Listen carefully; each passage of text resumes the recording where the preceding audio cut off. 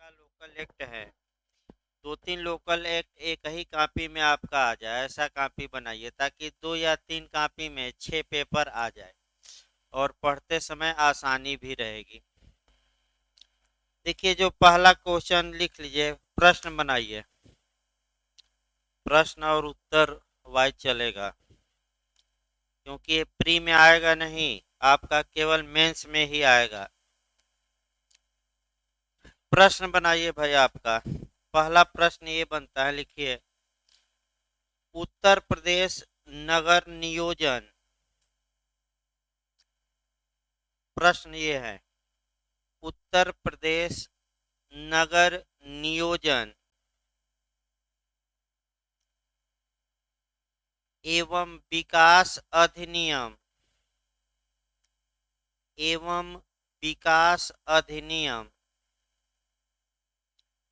1973 यानी कि 1973 1973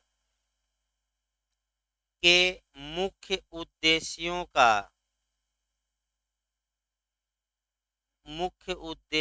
का उल्लेख करिए। उल्लेख करिए मतलब विवेचना करिए या बताइए, उल्लेख करिए। ये आपका पहला क्वेश्चन लिखवाया जा रहा है। लिखिए उत्तर भाई, इसका उत्तर लिखिए कि उत्तर प्रदेश नगर नियोजन उत्तर प्रदेश नगर नियोजन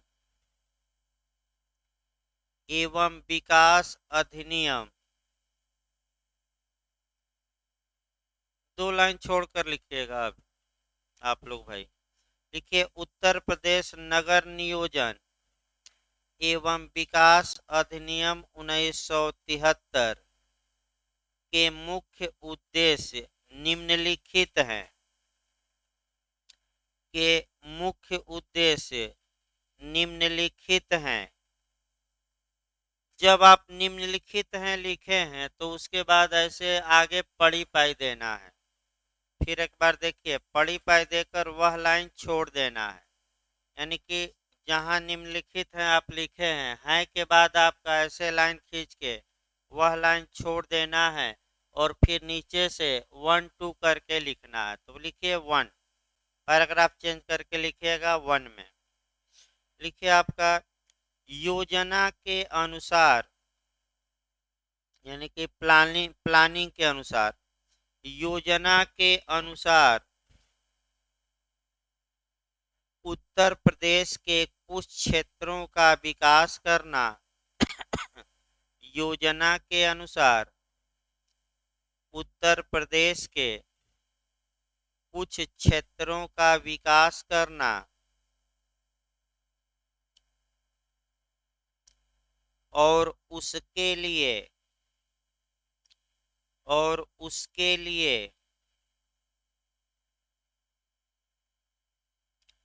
आनुषांगिक विषयों का, आनुषांगिक माने सहायक, सेकेंडरी, आनुषांगिक, देखिए जो शब्द ना आए उसको आसान भाषा में भी बताया जा रहा है, आगे पोस्ट में जानने के लिए समझने के लिए लिख लेना चाहिए।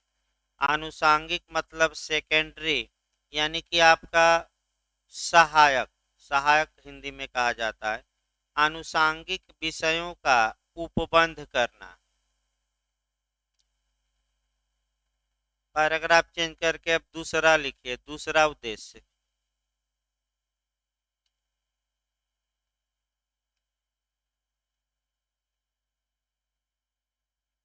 उत्तर प्रदेश के नगरों का,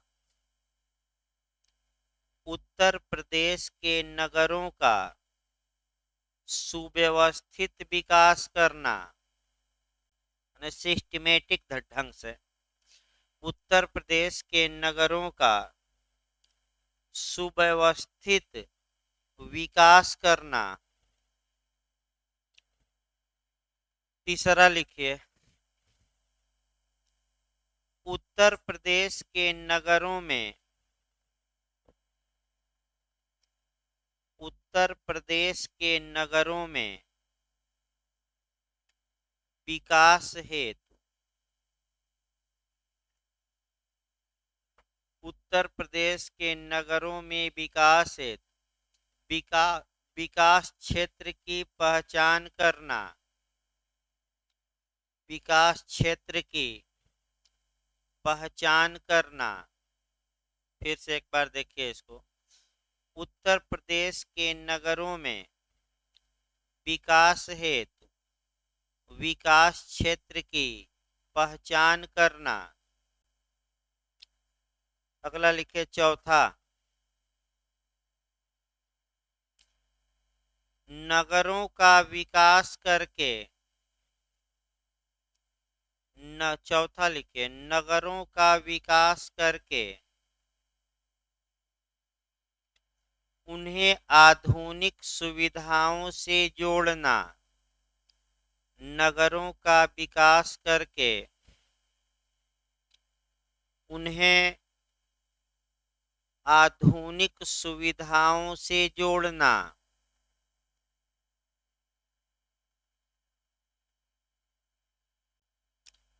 पांचवा लिखिए, नगरों का विकास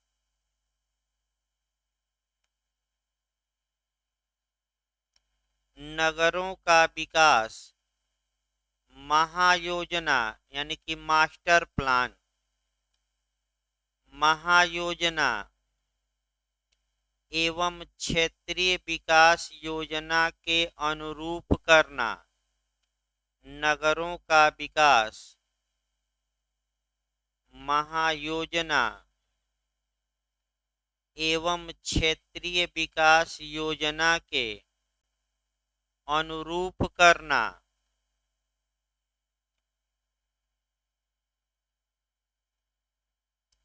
छठवां उद्देश्य लिखिए, नगरीकरण की समस्या का निदान करना।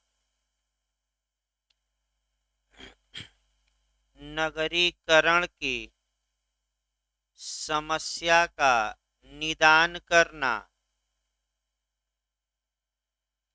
उसको सॉल्व करना। जैसे नगर में तमाम समस्याएं हैं, आबादी, रहने की, आपका रोड की समस्या है, जल की समस्या है, सीवर लाइन की समस्या है, इनका क्या किया जाएगा?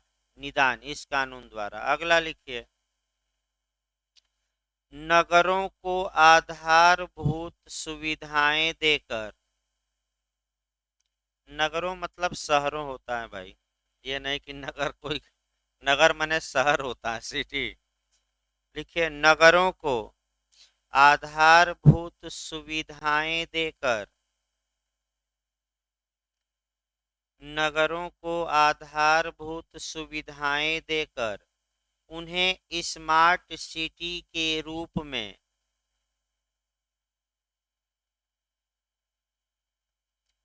उन्हें स्मार्ट सिटी के रूप में विकसित करना। उन्हें स्मार्ट सिटी के रूप में विकसित करना। वाइब्रेट कर लीजिए भाई मोबाइल। विकसित करना। अगला उद्देश्य लिखिए, नगरों का विकास कर नगरों का विकास कर वहां के लोगों को प्रोत्साहित करना। नगरों का विकास कर वहां के लोगों को प्रोत्साहित करना तथा उनके जीवन स्तर में सुधार करना। तथा उनके जीवन स्तर में सुधार करना।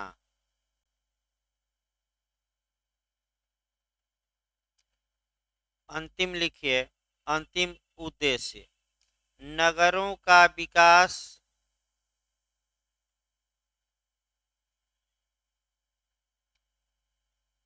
दिल्ली विकास प्राधिकरण की तरह करना। नगरों का विकास दिल्ली विकास प्राधिकरण की तरह करना। ये आपका पहला क्वेश्चन हुआ भाई। ये पहला क्वेश्चन आपका समाप्त हुआ। दूसरा जो आपका बताया गया था वो देखिए फिर एक बार हम बता दें तब उसको लिखवा जाए। दूसरा क्वेश्चन आपका बताया गया था डेवलपमेंट अथॉरिटी यानी कि विकास प्राधिकरण का कल मैं गठन बताया था। उसमें कौन कौन लोग होंगे। जहां नगर महापालिका है वहां विकास प्राधिकरण में कौन लोग होंगे। और जहां नगर निगम है यानी कि नगर पालिका केवल है महापालिका नहीं है तो वहां मैं बताया था अलग यानी कि नगर महापालिका है जैसे कि आपका ये कहा जाता है उसको ये मेट्रोपॉलिटन एरिया या आपने का महानगर क्षेत्र वहाँ आपका अलग विकास के लिए अलग वहाँ बताया गया था। और जहाँ नगर पालिका इत्यादि हैं माने छोटी संस्थाएं हैं वहाँ आपका विकास प्राधिकरण में कौन कौन होगा मैंने आज लिखवाया भी जाएगा कल बताया भी गया था। तो जहाँ नगर महापालिका है वहाँ ज़्यादा लोग थे और जहाँ नगर पालिका केवल हैं वहाँ क्या लोग थे कम। इसके बाद आपका जो क्वेश्चन बनता है मॉडल बना लिया जाए। देखिए आपका हेडिंग देकर प्रश्न बनाकर मॉडल लिखवाया जा रहा है। इसमें कभी काल ये होता है कि 2 या 3 प्रश्न एक में ही समाहित हो जाते हैं। जैसे कि मैं आपका 2-3 प्रश्न बना रहा हूँ कि विकास प्राधिकरण की स्थापना के प्रावधानों का उल्लेख करिए। इसको कैसे भंग या विघटित किया जा सकता है। एक क्वेश्चन बन गया तो इसमें 2 क्वेश्चन समाहित हैं। एक तो विकास प्राधिकरण की संरचना धारा 4 वाली और दूसरा कैसे इस विकास प्राधिकरण को भंग किया जाएगा। और इसी में हो सकता है पुछल्ला जोड़ दे कि अगर विकास प्राधिकरण को भंग किया जाता है विघटित किया जाता है तो उसका क्या परिणाम होगा। दूसरा जो इसमें मॉडल बन सकता है कि विकास प्राधिकरण की संरचना बताते हुए विकास प्राधिकरण के उद्देश्यों का वर्णन करिए। तो अभी हमने उद्देश्य नहीं बताया है। इसके बाद आपका क्वेश्चन बन सकता है कि सलाहकारी परिषद या परामर्शदात्री परिषद क्या होती है और इसके गठन और कार्यों का उल्लेख करिए। तो फिर लास्ट में एक बार लिखवाने के पहले आपको बताया जाए कि भाई अलग अलग हेडिंग डालकर हम लिखवाएंगे लेकिन ये संभव है कि उसमें से 2 या 3 एक ही में क्या हो पूछा जाए। ये संभव है ऐसे मॉडल आ रहे हैं। तो आप जब 2 या 3 पूछे तो उसका उपाय ये है कि जो 2 क्वेश्चन लिखवाए गए हैं उसको एक कर लेना है मैंने अलग अलग डाल के हेडिंग पहले एक क्वेश्चन का हेडिंग डालकर और फिर जो पूछा जाए वह डालिएगा। तो लिखिए हेडिंग डालिए भाई प्रश्न बना लीजिए। विकास प्राधिकरण को परिभाषित करते हुए विकास प्राधिकरण को परिभाषित करते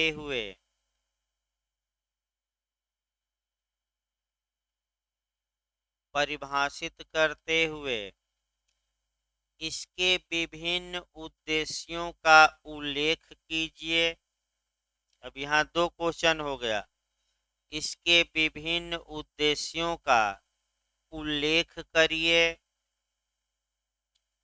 यानी कि दे देगा इसका उद्देश्य क्या है क्यों गठित किया गया। उद्देश्यों का उल्लेख करिए इसी में और लिख लीजिएगा विकास प्राधिकरण को कौन भंग कर सकता है। भंग माने विघटित। विकास प्राधिकरण को कौन भंग कर सकता है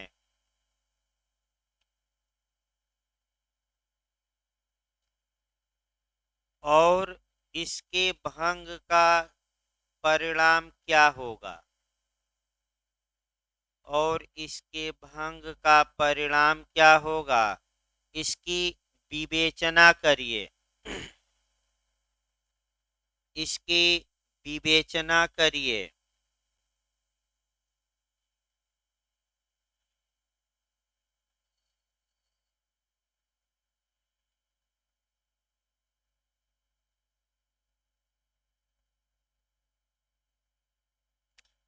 उत्तर लिखिए भाई, हेडिंग डाल लीजिए। तो इसमें दो तीन तीन चार क्वेश्चन हो गए हैं, तो सबसे अच्छा तरीका है कि उत्तर जब लिखिए तो कौन सा उत्तर माने किस का लिखवाया जा रहा है, ये ऊपर हेडिंग डाल सकते हैं। लिखिए हेडिंग विकास प्राधिकरण, यानी कि हेडिंग डाल लीजिए, ताकि ये रहे कि अभी विकास प्राधिकरण की स्थापना पहले लिख, विकास प्राधिकरण की स्थापना या गठन, हेडिंग डाल लीजिए विकास प्राधिकरण की स्थापना या गठन। लिखिए इसमें ये हेडिंग डालकर पैराग्राफ चेंज करके लिखना है। उत्तर में लिखिए उत्तर प्रदेश नगर नियोजन, उत्तर प्रदेश नगर नियोजन एवं विकास अधिनियम 1973, उत्तर प्रदेश नगर नियोजन एवं विकास अधिनियम 1973 की धारा 2G में, की धारा 2G कोष्ट में स्मॉल जी लिखिएगा, की धारा 2G में विकास प्राधिकरण को, विकास प्राधिकरण को परिभाषित करते हुए, विकास प्राधिकरण को परिभाषित करते हुए यह कहा गया है कि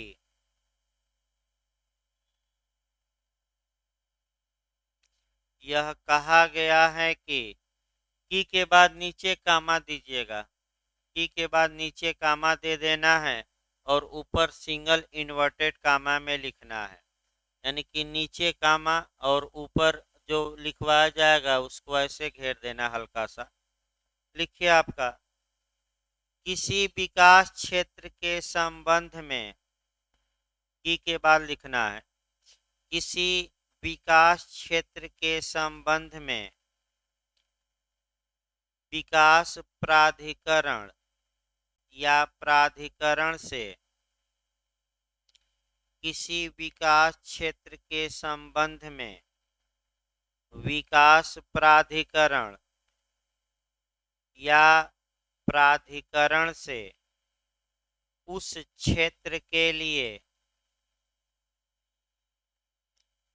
उस क्षेत्र के लिए धारा 4 के अधीन, धारा 4 के अधीन गठित विकास प्राधिकरण अभिप्रेत है, धारा 4 के अधीन गठित विकास प्राधिकरण अभिप्रेत है।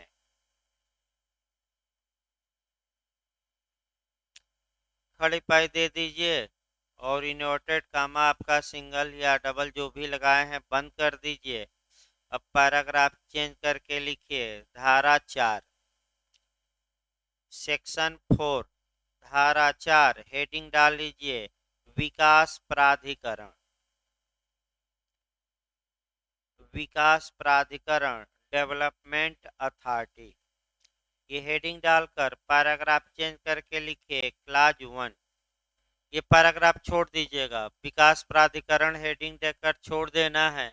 अब फिर नीचे क्लाज वाइज लिखना है। 1 का मतलब कि धारा 4 का कौन सा क्लाज 1 बार बार धारा 4 ना लिखिएगा, अब 1 2 3 करके लिखना है। लिखिए 1 में लिखिए भाई राज्य सरकार राजपत्र में,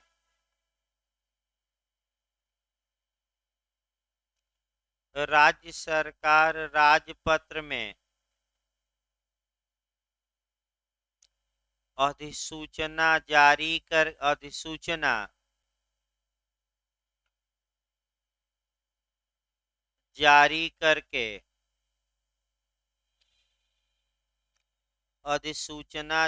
करके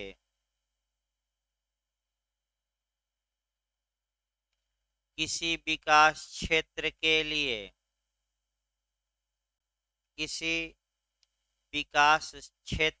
लिए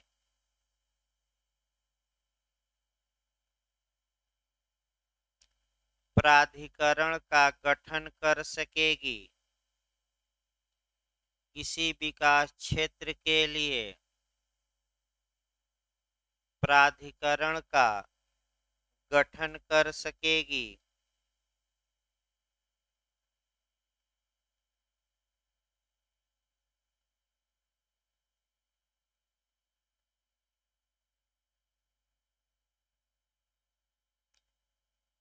जो कामा देकर लिखिएगा, जो विकास प्राधिकरण कहलाएगा, जो विकास प्राधिकरण कहलाएगा। खड़े पाए दे दीजिए। अब खंड 2 लिखिए। पहला खंड में आपका गठन हो गया प्लाट 2।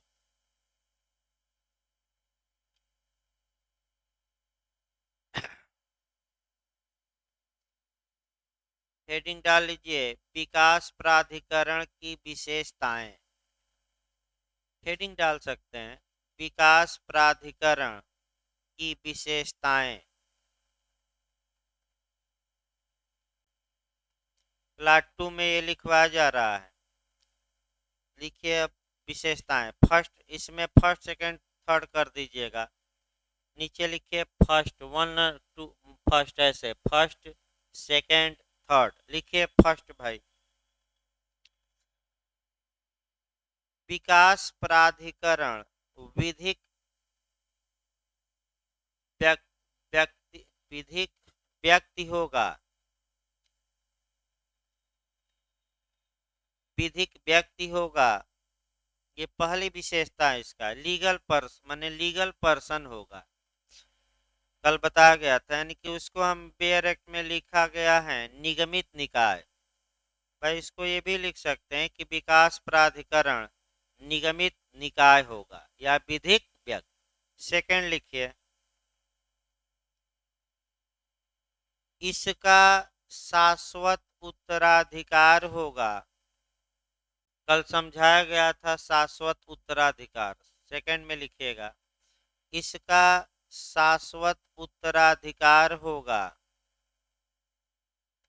मैंने जो बेयर एक्ट है क्लास 2 का, उसी को हम अलग अलग लिखवा दे रहे हैं।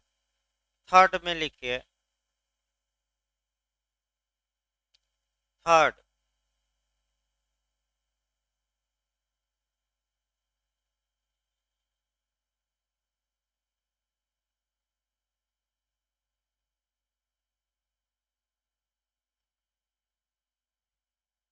यह चल एवं अचल दोनों प्रकार की संपत्ति, यह चल और अचल दोनों प्रकार की संपत्ति को अर्जित करने, अर्जित माने एक्वायर करने, लेने, को अर्जित करने, कामा दीजिए धारित करने, यानी कि होल्ड करना, धारित होल्ड अपने पास बनाए रखना, धारित करने एवं व्ययन करने की शक्ति रखेगा। धारित करने एवं व्ययन करने की शक्ति रखेगा।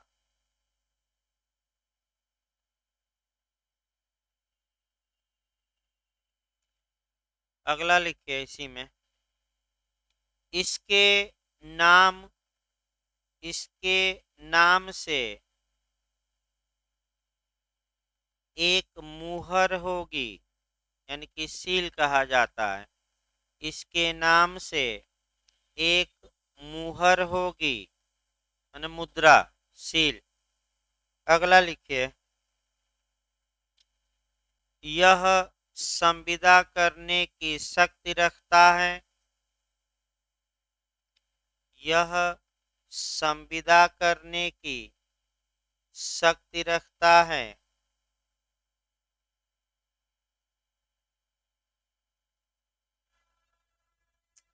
अगला लिखिए,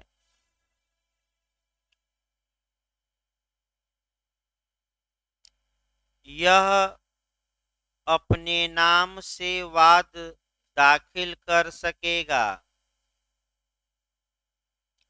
यह अपने नाम से वाद दाखिल कर सकेगा और इसके विरुद्ध वाद दाखिल किया जा सकेगा और इसके विरुद्ध वाद दाखिल किया जा सकेगा। यानी कि क्लास 2 में जो आपकी बेयर एक्ट में जो बातें लिखी गई हैं उसी को हमने क्या किया, अलग अलग दर्शा दिया। भाई एक में भी लिख सकते हैं। अलग अलग दर्शाने से ये होगा कि स्पष्ट रूप से कौन, माने इसकी क्या विशेषता है या इसमें क्या गुण है, स्पष्ट रूप से एक नज़र देखने पर ही क्या होगा, एग्जामिनर को दिखाई दे जाएगा सभी। और लाइन बाय लाइन उसे पढ़ना नहीं पड़ेगा, एक लाइन देखा तो सब कुछ उसमें क्या है, समाहित। अगला लिखिए आपका खंड 3 पर। अब आ जाइए 3 में। ये महत्वपूर्ण है, 3 और 7 काफी महत्वपूर्ण है। लिखिए 3 भाई, थोड़ा बड़ा क्वेश्चन है ये। लिखिए, इसमें हेडिंग डाल लीजिए, विकास प्राधिकरण का गठन। विकास प्राधिकरण का गठन।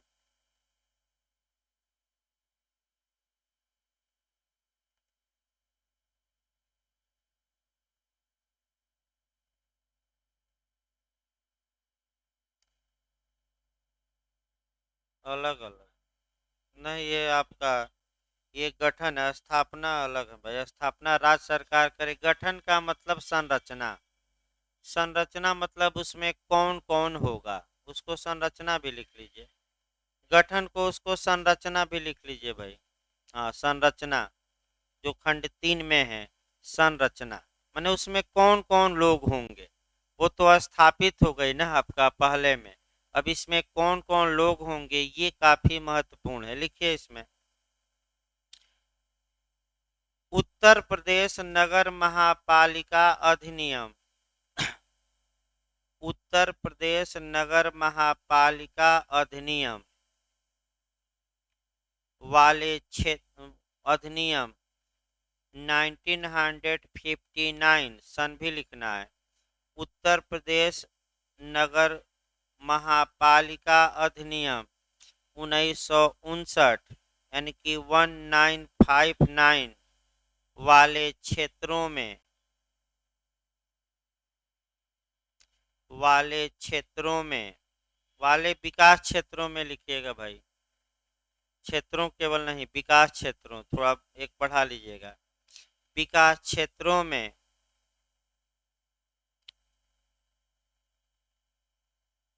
विकास प्राधिकरण में निम्नलिखित सदस्य शामिल होंगे। विकास प्राधिकरण में निम्नलिखित सदस्य शामिल होंगे। निम्नलिखित सदस्य शामिल होंगे।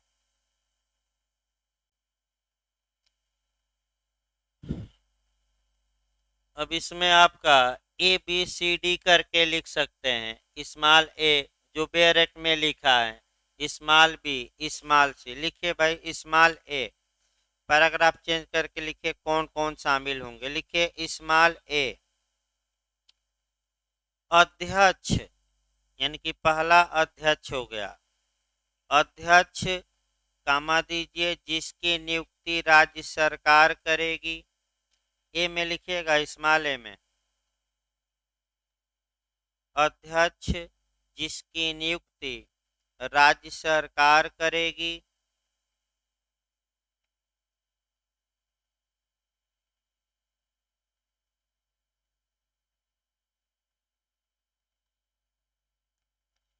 अगला लिखिए क्लास बी, पैराग्राफ चेंज करते रहिए। बी, उपाध्यक्ष जिसकी नियुक्ति राज्य सरकार करेगी। उपाध्यक्ष, उपाध्यक्ष जिसकी नियुक्ति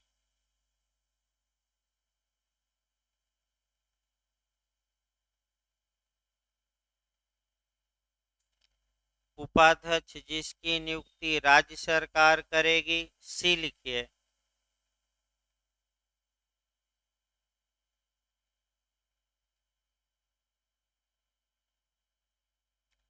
राज्य सरकार के उस विभाग का भार साधक सचिव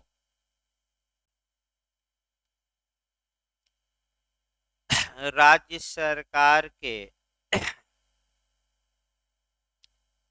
उस विभाग का भार साधक सचिव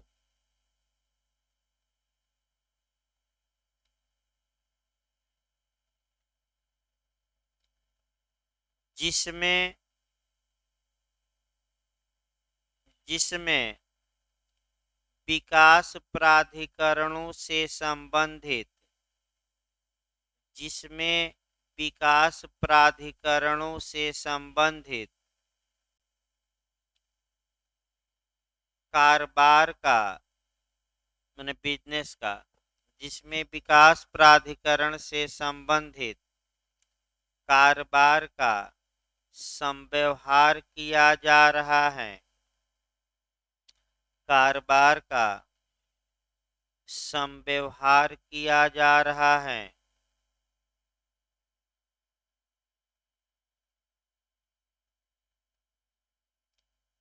कामा देकर लिखिए पदेन सदस्य होगा। कामा देकर लिखिएगा, इसके बाद इसी में पदेन सदस्य होगा। पैराग्राफ चेंज करके डी लिखिए। डी, क्लास डी, राज्य सरकार के वित्त विभाग का भार साधक सचिव राज्य सरकार के वित्त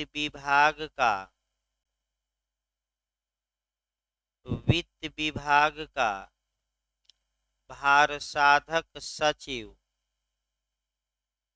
कामा दीजिएगा पदेन सदस्य होगा। कल बताया गया था एक्स ऑफिसियो, कल हम समझाए थे इसको। फिर एक बार देखिए, राज्य सरकार के वित्त विभाग का भार साधक सचिव, कामा देकर लिखना है पदेन सदस्य होगा। अगला लिखिए ई, स्मॉल ई में लिखिए मुख्य नगर एवं देश नियोजक उत्तर प्रदेश। मुख्य नगर एवं देश नियोजक उत्तर प्रदेश, कामा दीजिएगा पदेन सदस्य होंगे। पदेन सदस्य होंगे। फिर एक बार देखिए, मुख्य नगर एवं देश नियोजक, मुख्य नगर एवं देश नियोजक, कामा देना उत्तर प्रदेश, कामा देकर लिखना है पदेन सदस्य होंगे। अगला लिखिए एफ, ई के बाद एफ, उत्तर प्रदेश जलापूर्ति, उत्तर प्रदेश जलापूर्ति एवं मल निकास अधिनियम, उत्तर प्रदेश जलापूर्ति एवं मल निकास अधिनियम 1975, 1975 75। उत्तर प्रदेश जलापूर्ति एवं मल निकास अधिनियम 1975 के अधीन स्थापित 1975 के अधीन स्थापित जल निगम का प्रबंध निदेशक, जल निगम का प्रबंध निदेशक, जल निगम का प्रबंध निदेशक, कामा दीजिए, पदेन सदस्य होगा, पदेन सदस्य होगा।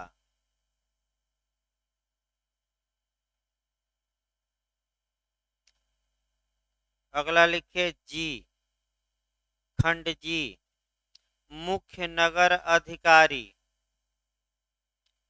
मुख्य नगर अधिकारी, कामा देकर लिखिए, पदेन सदस्य होगा,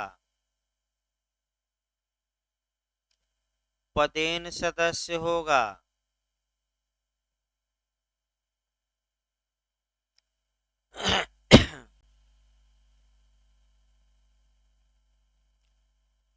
अगला लिखिए आपका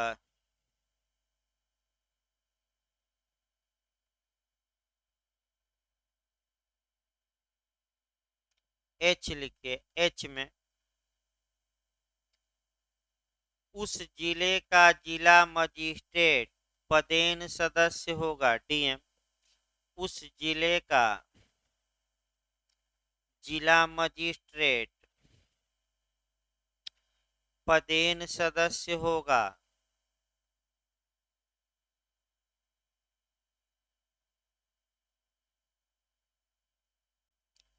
आई लिखिए आई, आई में लिखिए भाई, नगर महापालिका के सभासदों द्वारा, नगर महापालिका के सभासदों द्वारा, नगर महापालिका के सभासदों द्वारा स्वयं में से, स्वयं मैंने अपने मेंबरों में से, स्वयं में से 4 सदस्यों का निर्वाचन किया जाएगा। ये भी मेंबर होंगे। 4 सदस्यों का निर्वाचन किया जाएगा।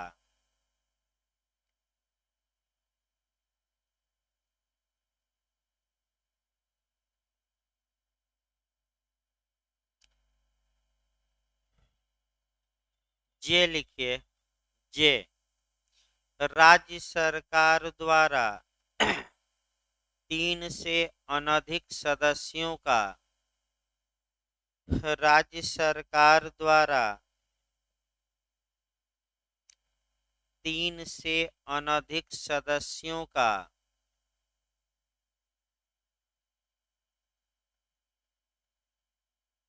सदस्यों को लिख लीजिएगा, सदस्यों को नामित किया जाएगा, नॉमिनेट, नामित किया जाएगा।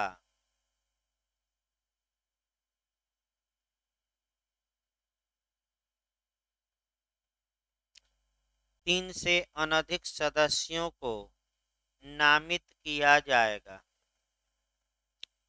इसके बाद आपका खंड 4 और 5 छोड़ देना है। इसके बाद जो आपका लिखना है क्लाज 6 और 7, लिखिए भाई आपका क्लाज 6, पैराग्राफ चेंज कर लीजिए आपका, अब डायरेक्ट क्लाज 6 लिख लीजिए, पैराग्राफ चेंज करके क्लाज वाइज चल रहा है, जो जो क्लाज है उसमें लिखिए 6, लिखिए सभी पदेन सदस्य, हाँ क्लास 6 में लिखिएगा, सभी पदेन सदस्य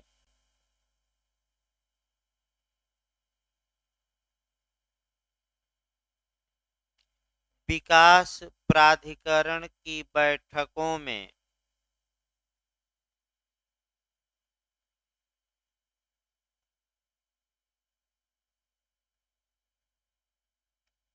विकास प्राधिकरण की बैठकों में भाग लेने और मत देने का अधिकार रखेंगे। भाग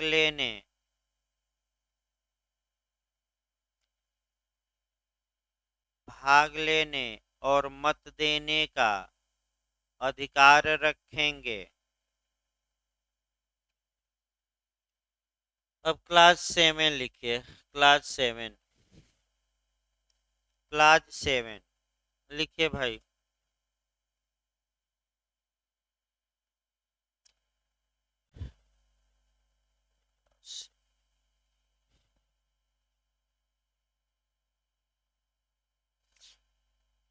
हेडिंग डाल लीजिए, नगर पालिकाओं में विकास प्राधिकरण की संरचना। हेडिंग डाल लीजिए तो, नगर पालिकाओं में विकास प्राधिकरण की संरचना। महापालिका नहीं, यह नगर पालिका। नगर पालिकाओं में विकास प्राधिकरण की संरचना। पैराग्राफ चेंज करके लिखिए, ऐसे क्षेत्रों में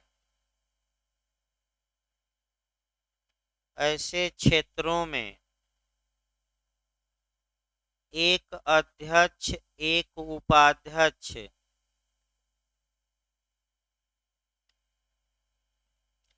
ऐसे क्षेत्रों में एक अध्यक्ष एक उपाध्यक्ष एवं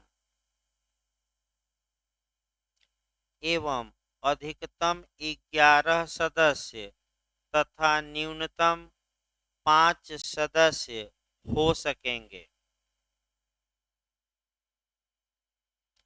अधिकतम 11 सदस्य एवं न्यूनतम 5 सदस्य हो सकेंगे।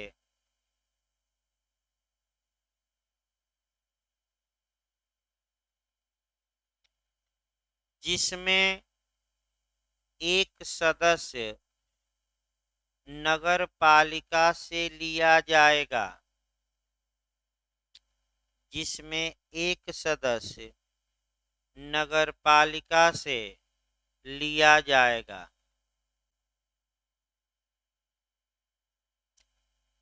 इस प्रकार आपका विकास प्राधिकरण का जो गठन था और कौन कौन होंगे, तो आपका ये समाप्त हो गया क्वेश्चन। देखिए, जो क्वेश्चन लिखवाया गया है उसी मॉडल के अनुसार हमें आपका चलना है। तो देखिए क्या लिखवाया गया था, फिर प्रश्न पर आ जाइए। ये अलग से भी प्रश्न पूछा जाता है कि विकास प्राधिकरण के गठन एवं संरचना का उल्लेख करिए, तो आपका इतना लिखना पड़ेगा।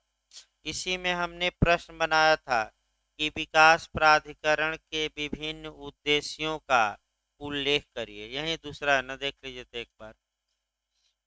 मैंने प्रश्न जो बनाया गया था आपका, हाँ लिखिए भाई। अब हेडिंग डाल लीजिए, आपका हेडिंग डालिए अलग से। ये एक क्वेश्चन आपका समाप्त हुआ। हेडिंग डाल लीजिए, विकास प्राधिकरण के उद्देश्य। विकास प्राधिकरण के उद्देश्य। विकास प्राधिकरण के उद्देश्य।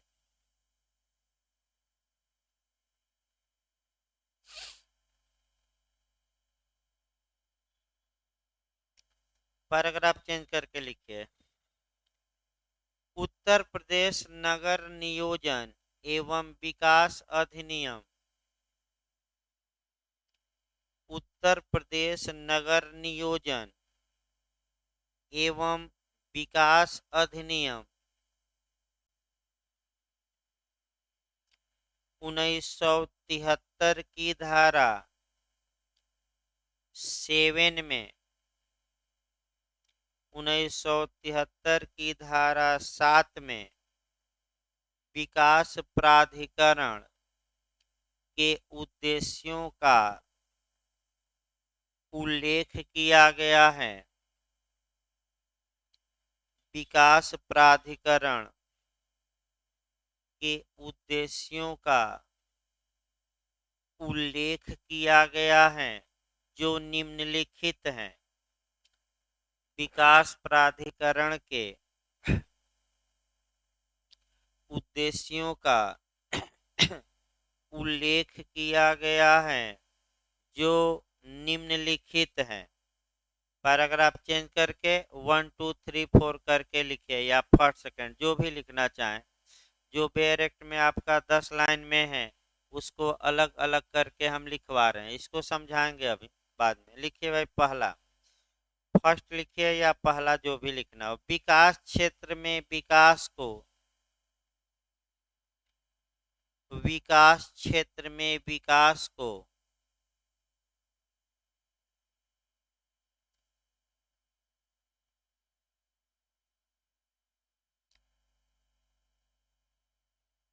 योजना के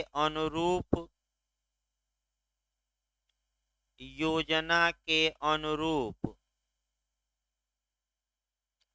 प्रोत्साहित करना, योजना के अनुरूप प्रोत्साहित करना और विकसित करना। योजना के अनुरूप प्रोत्साहित करना माने बढ़ावा देना और विकसित करना।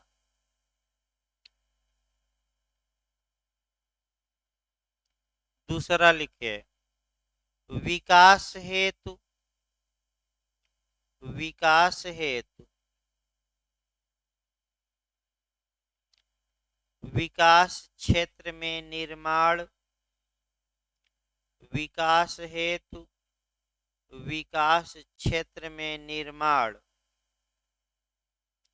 कामा दीजिए अभियांत्रिकी माने इंजीनियरिंग, अभियांत्रिकी, कामा दीजिए खनन,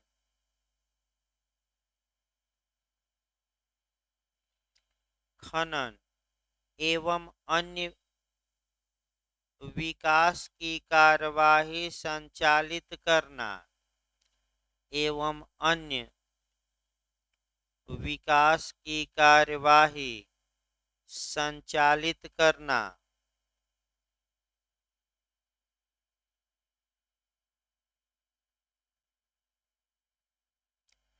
तीसरा लिखिए, विकास क्षेत्र में जलापूर्ति, विकास क्षेत्र में जलापूर्ति और विद्युत आपूर्ति सुनिश्चित करना, विकास क्षेत्र में जलापूर्ति और विद्युत आपूर्ति सुनिश्चित करना।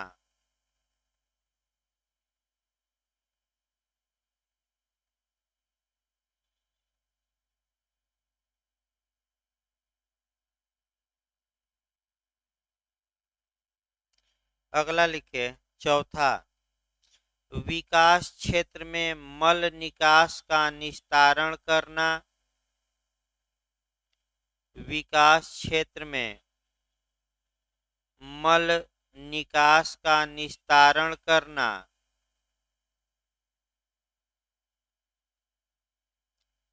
तथा अन्य सेवाएं एवं सुविधाएं प्रदान करना, तथा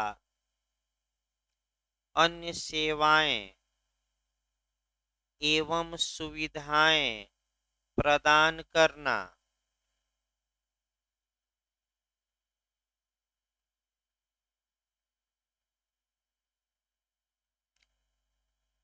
अगला लिखिए,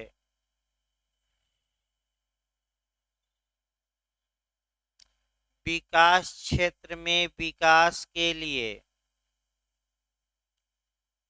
विकास क्षेत्र में विकास के लिए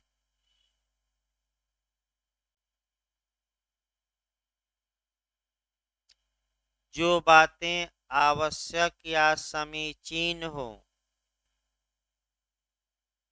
जो बातें आवश्यक एवं समीचीन हो यानी वर्तमान में आवश्यक हो, उन्हें करना, उन्हें करना। इस प्रकार आपका विकास प्राधिकरण का जो उद्देश्य था, पर्पज या एम था, वो भी समाप्त हो गया। देखिए इसी क्वेश्चन में जो अगला क्वेश्चन आपका लिखवाया गया है, हेडिंग डाल लीजिए अब उसका, विकास प्राधिकरण का विघटन एवं उसके विघटन का प्रभाव। ये हेडिंग डाल डाल कर लिखिएगा ताकि अलग अलग रहे हर एक क्वेश्चन। हेडिंग डालिए, विकास प्राधिकरण का विघटन या भंग किया जाना, भंग भी कहते हैं, डिसोल्यूशन कहा जाता है। विकास प्राधिकरण का विघटन या भंग किया जाना और उसके भंग किए जाने का इफेक्ट या प्रभाव।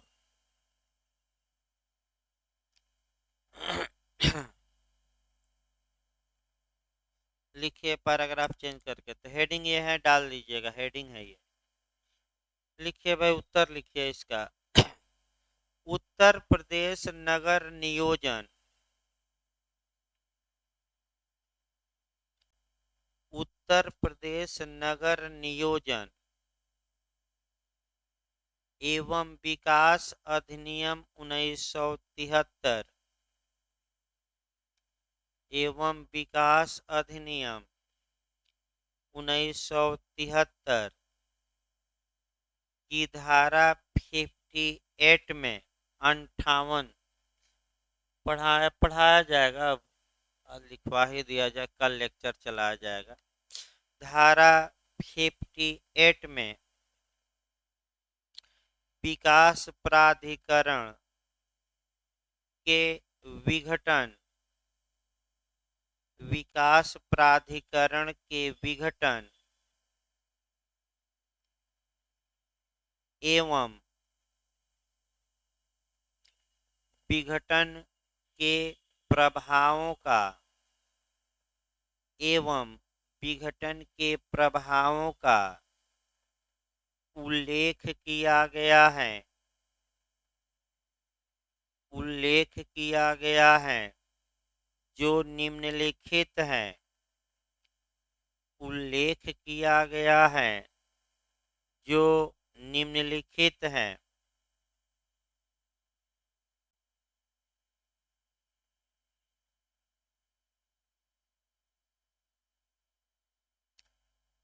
लिखिए अब क्लास 1, पैराग्राफ चेंज कर लीजिए, यानी कि धारा 58 का अब कौन सा खंड हम लिखवा रहे हैं, 1 लिखिए, हेडिंग डाल लीजिए, विकास प्राधिकरण का विघटन, विघटन।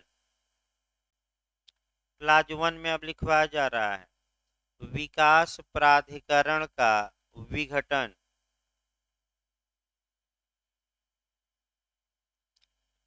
लिखिए इसमें पैराग्राफ चेंज करके, राज्य सरकार, राज्य सरकार राजपत्र में अधिसूचना जारी करके, राज्य सरकार राजपत्र में अधिसूचना जारी करके निम्नलिखित दो में से किसी भी एक आधार पर, निम्नलिखित दो में से किसी भी आधार पर, निम्नलिखित दो आधारों में से किसी भी आधार पर इसे विघटित कर सकती है, इसे विघटित कर सकती है।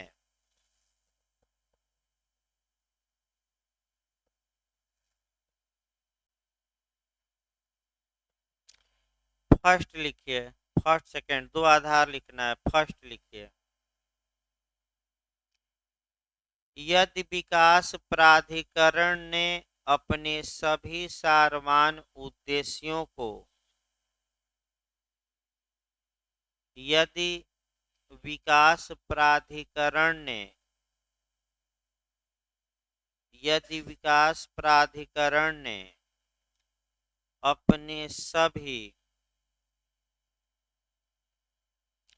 सार्वजनिक उद्देश्यों को पूर्ण कर लिया हो, अपने सभी सार्वजनिक उद्देश्यों को पूर्ण कर लिया हो, मैंने पूरा कर लिया जो जो उद्देश्य जिसके लिए वो बना था। सेकंड लिखिए,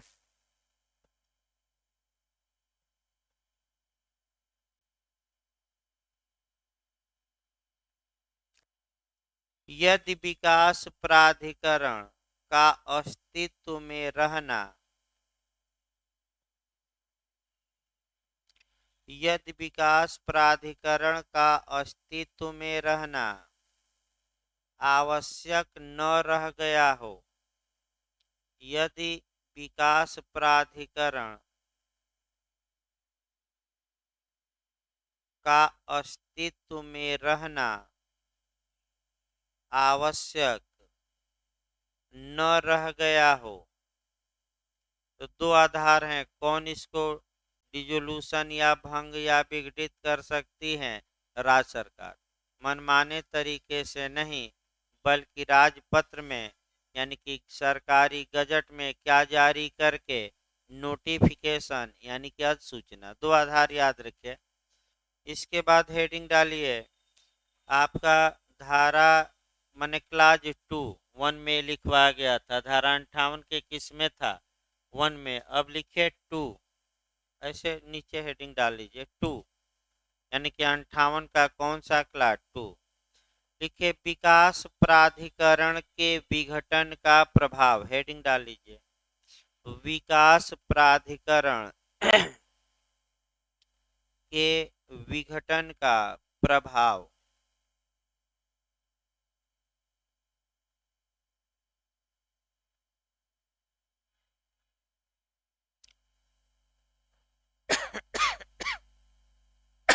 पैराग्राफ चेंज करके फर्स्ट लिखिए भाई, फर्स्ट सेकंड थर्ड करके फर्स्ट में लिखिएगा।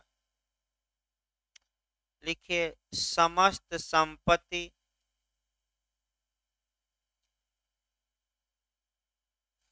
समस्त संपत्ति,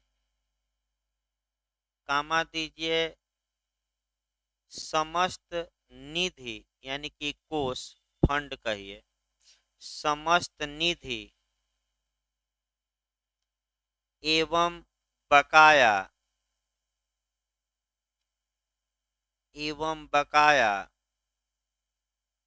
जो विकास प्राधिकरण में निहित थी, जो विकास प्राधिकरण में निहित थी,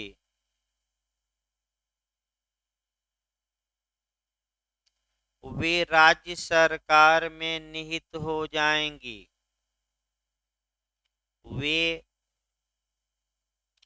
राज्य सरकार में निहित हो जाएंगी, यानी कि पूरा पावर कौन पालेगा? स्टेट गवर्नमेंट, पूरा इनका। बस एक लाइन में हर एक जगह यही चलेगा, कौन ले लेगा धन उन और कौन वसूल करेगी? State government. बस विघटन का यही प्रभाव एक याद रहेगा। अगला लिखिए सेकंड, ये तो फर्स्ट प्रभाव रहा। सभी संपत्तियां, सभी संपत्तियां, कामा दीजिए सभी निधियां,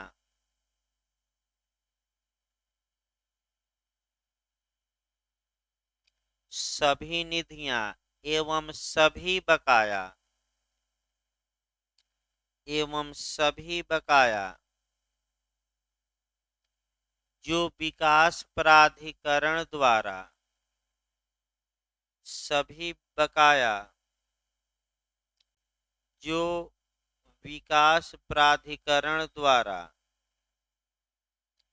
वसूलनीय थी, यानी कि कौन वसूल सकता था? विकास प्राधिकरण। वसूलनीय थी, वे राज्य सरकार द्वारा वसूली जाएंगी। वे राज्य सरकार द्वारा वसूली जाएंगी।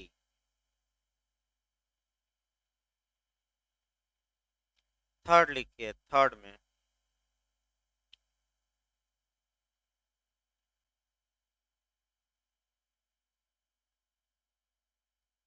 ऐसी सभी नजूल भूमियां, ऐसी सभी नजूल भूमियां जो विकास के लिए, जो विकास के लिए प्राधिकरण को दी गई थी, यानी सरकारी भूमि प्राधिकरण को दी गई थी,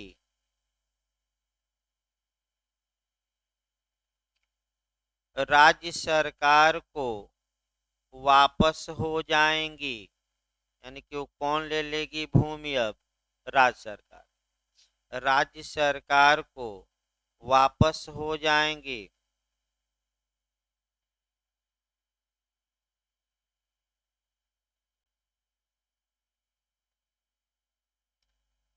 अगला लिखिए, चौथा पॉइंट। विकास प्राधिकरण के विरुद्ध प्रवर्तनीय समस्त दायित्व, विकास प्राधिकरण के विरुद्ध प्रवर्तनीय समस्त दायित्व